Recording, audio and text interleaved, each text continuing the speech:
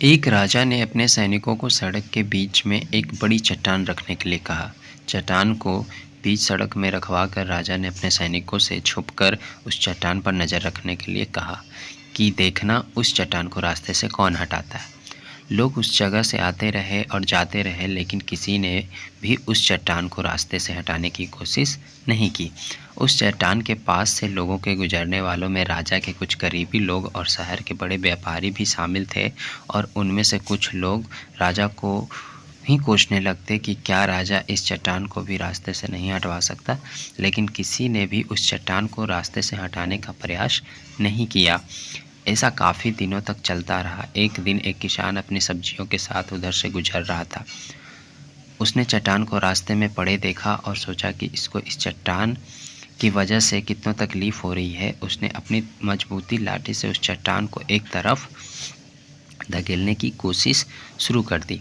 काफ़ी कोशिश के बाद उसे सड़क से हटाने में कामयाब हो गया। चट्टान रास्ते से हटाने के बाद किसान अपनी सब्जियों को उठाकर जाने ही वाला था कि अचानक उसकी नज़र एक पोटली पर पड़ गई, जो ठीक उसी जगह पड़ी थी जहाँ से उसने एक चट्टान हटाए थे। उसने उस पोटली को खोलकर देखा तो उसमें सोने के कई सिक्के थे, और उन सिक्कों के साथ राजा का एक संदेश भी था, जिसमें लिखा था कि ये सोने के सिक्के उनके लिए हैं जो इस चट्टान को रास्ते से हटाएगा। दोस्तों, बिल्कुल ठीक इसी तरह हम अपने लाइफ में कई परेशानियां आती है। कुछ लोग उस परेशानियों से बचकर निकल जाते हैं और कुछ रास्ता बदल देते हैं, और चंद लोग ठान लेते हैं कि उन परेशानियों का हल निकाल लेने की, और ऐसे ही लोग मुश्किलों में संभावनाएं और संभावनाओं में छिपे अवसर खोज लेते हैं। मजबूत इरादे और नेक दिल के साथ किए गए कोशिशों के परिणाम हमेशा ही अच्छे आते हैं।